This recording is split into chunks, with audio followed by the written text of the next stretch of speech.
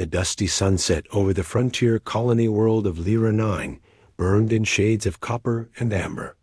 Wind swept across the open settlement yard, where humans unloaded cargo from a newly arrived transport.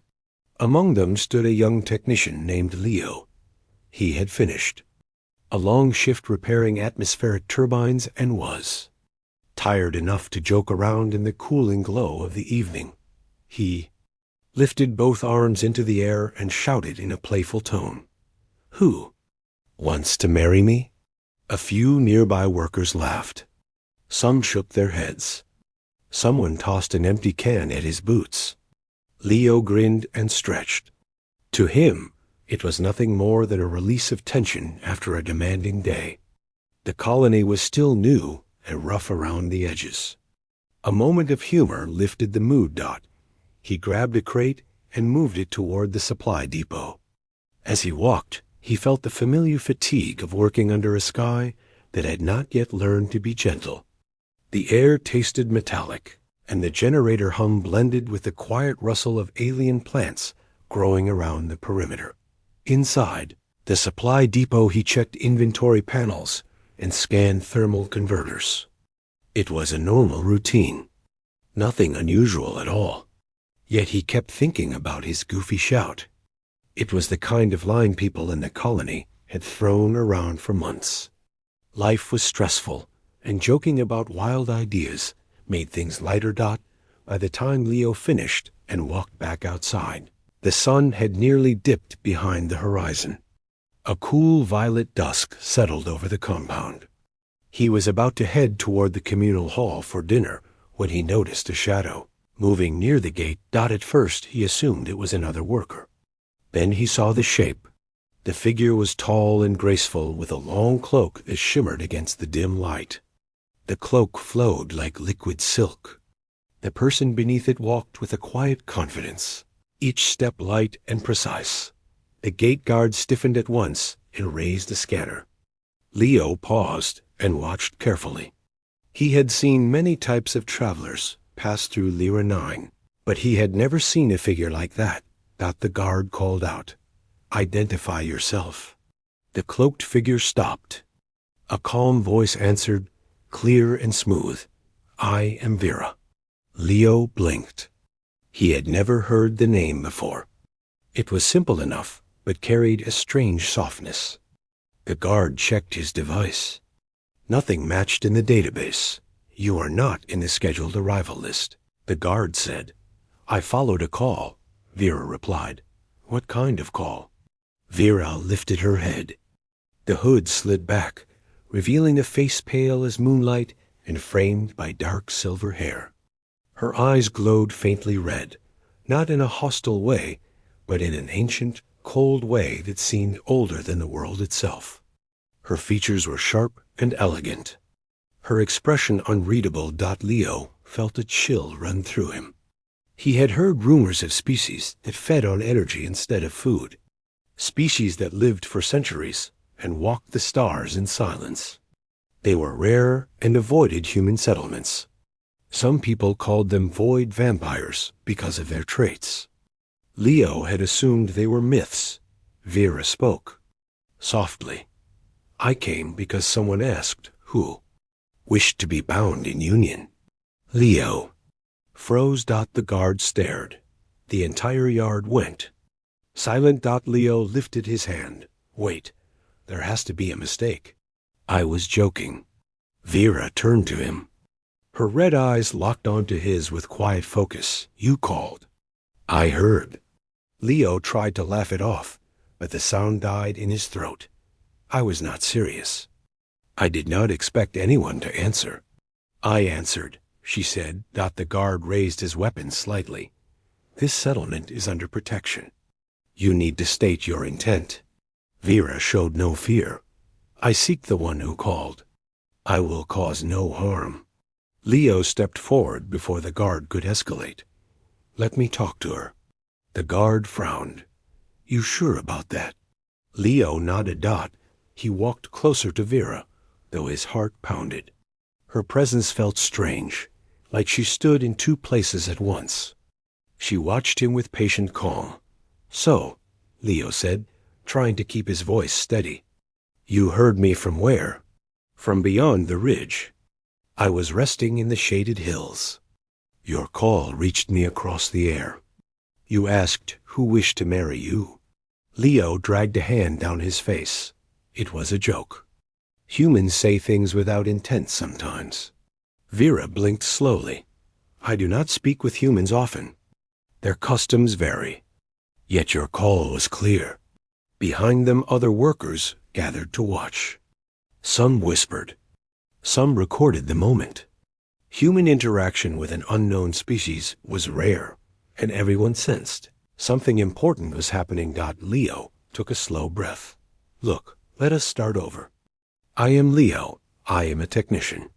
I was shouting something silly after work. Vera tilted her head. You are Leo. You are the one who called. He nodded awkwardly. Yes, that was me. I wish to answer. Leo hesitated. Well, thank you. I guess. But why would you answer something like that? Vera lifted her chin slightly. Because I am alone. The air stilled. Her voice remained calm, but there was a soft ache beneath it. My people live long lives. We wander. We do not bond easily. We listen for calls because they are rare. When one is spoken with emotion, it travels far. Leo rubbed the back of his neck. I was only stressed. I was not looking for a real partner. Yet I was looking for a reason to step forward after many years of silence. Vera said. Her honesty cut straight through him. She was strong and strange and powerful, but also lonely in a way that reached something deep inside. The guard lowered his weapon slightly. Leo, she does not seem hostile. But we need to follow procedure. Leo nodded. It is fine. I will escort her to the admin center. The admin officer, a middle-aged man named Raul, handled first contact events with steady nerves. He listened to everything while monitoring Vera carefully. She submitted to scans without resistance. Every scan device struggled to read her. Her biology was unusual. Her energy signature fluctuated. I feed on radiation and heat, Vera explained. I do not drink blood. I do not harm sentient beings unless threatened. Leo exhaled. Well, that clears one thing. During the questioning, she always returned her gaze to him. Raul noticed it, but said nothing. The session lasted nearly an hour. By the time Vera stepped out of the office, night had fully fallen. The colony lights glowed over the sandy ground. Leo accompanied her to the courtyard. You are free to stay in the guest lodge. Leo said, Thank you. Vera answered. She paused. You seem uneasy. Leo sighed. This whole thing is much bigger than a joke gone wrong. You came all this way because of something I yelled without thinking. I did not come far, Vera said. I have lived near this region for a time. He raised a brow. You lived close, but avoided us. I observed from a distance. Your people brought change to this land. Your arrival stirred the soil and the sky. I watched. I felt unsure whether to approach, until my shout, yes. Her gaze softened. You spoke with emotion. You were tired yet alive. Your voice carried desire for connection, even if you did not realize it. Leo looked away. We joke like that when we are stressed. Human humor is strange. Vera stepped closer. Her cloak shifted with a faint shimmer. I do not wish to force anything. If you want me to leave, I will leave. Leo shook his head. I am not telling you to leave. I am just trying to understand. Vera studied the stars for a moment. My people do not bond through contracts or ceremonies. We bond through choice and resonance. When one calls, another may answer. It is simple yet profound. But if the caller does not wish to accept the response, there is no bond. Leo felt the tension ease. So it is not binding. It is not binding unless both choose it. He let out a long breath. Then we can take this slow. Vera nodded. I would like that. For the next few days, Vera remained in the guest lodge. She adapted quickly to human routines. She moved quietly through the colony, observing machines and workers with patient interest. She asked many questions. She learned the colony structure and the functions of atmospheric turbines. She watched humans eat, laugh, and argue. Leo found himself spending more time with her than he expected. Each evening they walked near the perimeter where the glowing plants released faint spores. She listened to his stories about Earth cities and the oceans he missed. He listened to her stories about the long, wandering paths of her kind. One night she asked him a simple question. Do humans choose partners based on power or emotion? Emotion, Leo replied. Sometimes power plays a role, but people hope for emotion. I see, Vera said. My people choose based on resonance. Two energies aligning. Leo chuckled.